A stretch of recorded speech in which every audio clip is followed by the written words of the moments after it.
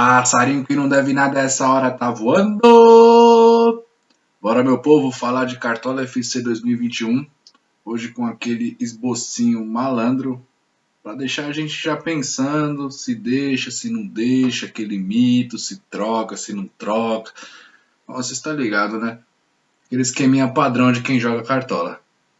Não se esquece de se inscrever no canal, de deixar aquele like, ajuda a gente pra caramba. E ativar o sininho de notificações. Não pode esquecer para você sempre receber o vídeo em primeira mão. Sem mais enrolação, vamos partir aqui para a nossa escalação. Primeiramente, para a primeira rodada, eu tô com a intenção quase que certa de jogar no 4-4-2. Eu vejo muita opção de meio campo nessa rodada para dar uma ajudada, porque lembrando também que a primeira, a segunda, a terceira rodada, até a quinta, as 5 primeiras rodadas, é importante valorizar muito a cartoleta. A pontuação é ótima? É, mas as 5 primeiras rodadas é muito importante a gente valorizar, tá? Então, a princípio, eu vou jogar com o esquema 4-4-2. Se você gosta de jogar no 4-3-3, não tem problema. Se você gosta de jogar num 3-4-3, também não tem. Porém, vejo muitas opções de laterais nessa primeira rodada, tá? E outra também, com 3 zagueiros, diminui uma opção no banco de reservas. Falo sobre isso no vídeo sobre o banco de reservas. Se puder dar uma olhadinha lá. Vamos lá, então, começar a nossa escalação. E ela vai começar pela nossa defesa. Começando aqui pelo gol, o nosso goleiro da primeira rodada vai ser o Cleiton. Sem muita enrolação, eu vejo o Cleiton uma boa opção, apesar de jogar fora de casa contra a Chapecoense. Vejo o Bragantino dando muito espaço para chutes a gol, e com a mudança de goleiros sem defesa difícil, isso pode favorecer bastante o Cleiton. Além do que, não teremos passe incompleto para goleiro, hein, galera? Não vamos esquecer disso, hein? Não teremos passe incompleto. E vou trazer para vocês também algumas possibilidades. Vamos lá. O Walter é uma boa opção, é uma ótima opção. Provavelmente vai ser o goleiro mais escalado da rodada. Porém, jogando contra o Juventude em casa, eu acredito que não vai ter muita finalização ao gol, para que ele possa marcar aquele um pontinho por defesa. E também, para ser bem honesto, vejo uma possibilidade muito baixa de saldo de gols para ele, tá? Vejo uma possibilidade muito baixa de saldo de gols para ele. Portanto, eu acho ele uma ótima opção, inclusive acho que vai ser o mais escalado. Porém, eu vou fugir dele na primeira rodada, senão não seria o proibido, né? Outras opções excelentes, se você não estiver pensando muito em cartoletas, o goleiro Cássio, do Corinthians, é uma ótima opção, jogando em casa contra o Atlético Goianiense. O goleiro Diego Alves, do Flamengo, é uma boa opção, jogando em casa contra a equipe do Palmeiras. O próprio Everton é uma ótima opção também. Porém, são goleiros muito caros, honestamente não recomendo nessa primeira rodada. O goleiro Marcelo Lomba, do Internacional, jogando em casa contra o Sport, já dá uma aliviada, né? 13 cartoletas, ainda é puxado para essa primeira rodada, então não confio muito. O goleiro Santos, já custando 10, já se torna uma opção mais interessante, porque ele tem uma possibilidade muito grande de saldo de gols jogando em casa contra o América Mineiro. O goleiro Felipe Alves, do Fortaleza. Bom, ele é uma boa opção? Talvez. Mas que ele pode dar uma mitada, ele pode jogando contra esse time do Galo, hein? Que chuta. E às vezes não faz gol. Então, pode se tornar uma ótima opção também. O próprio goleiro Kehler, não sei se é assim se pronuncia, da Chapecoense, também é uma opção boa e barata, custa apenas 5 cartoletas. Porém, acredito que ele toma gol. Vamos partir aqui para a nossa lateral. O primeiro lateral vai ser o Fagner, jogando hoje em dia como ponta, dentro de casa, tem bastante possibilidade de desarmes, assistência, finalização e até mesmo um golzinho, por que não, né? E o nosso segundo lateral vai ser ele, o mais votado, bom e barato, Felipe Luiz. Felipe Luiz é uma ótima opção, por quê? Porque ele não precisa do saldo de gols para pontuar. E por ele custar somente 5 cartoletas, então automaticamente ele pode vir a valorizar uma quantidade boa de cartoletas, mesmo tomando gol. Por roubada de bola, por assistência, enfim, pelos scouts do Cartola, né? Ele sempre foi um bom lateral para Cartola e um bom jogador também, com certeza. Outras boas opções, na minha visão, são Reinaldo do São Paulo, mas com aquele probleminha do valor. Vinha do Palmeiras, mesmo sistema do Felipe Luiz, porém custando 16 cartoletas, então na minha visão não compensa. Já tô com o Fagner que custa 14 aqui. Calegari, sempre uma excelente opção. O Saravia, se realmente jogar, estou pensando seriamente em colocá-lo no time no lugar do Fagner ou do Felipe Luiz, enfim. Estou pensando seriamente. Quem lembra dele no começo do Cartola FC 2020 sabe que ele é um mito das roubadas de bola. Guilherme Arana, sempre uma maravilhosa opção, finaliza muito, sofre muita falta, dá assistência, entra na área, faz gol. Enfim, é o lateral do Cartola. Abner Vinícius também é uma boa. Aderlan é uma ótima opção também, porém ele toma muito cartão amarelo. Gabriel Dias, do Ceará, também é uma ótima opção. O Wendel sofre do mesmo problema do cartão amarelo.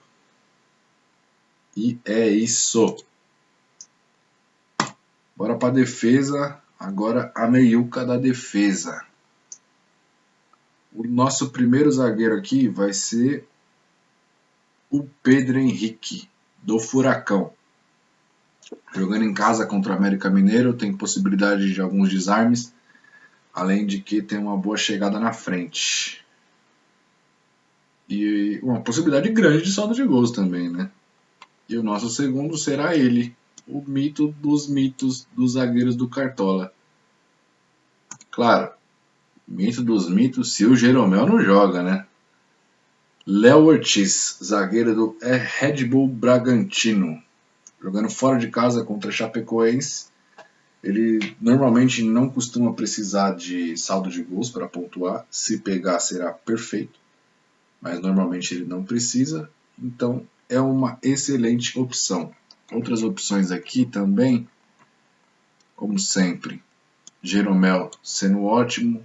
Cuesta também uma boa opção. Júnior Alonso, também uma ótima opção. Thiago Heleno, em contrapartida do...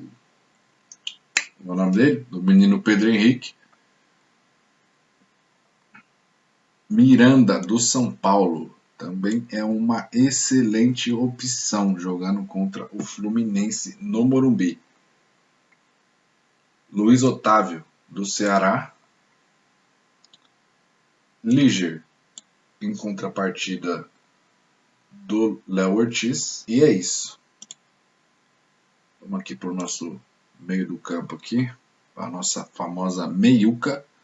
E o nosso primeiro meia vai ser ele, Arrascaeta.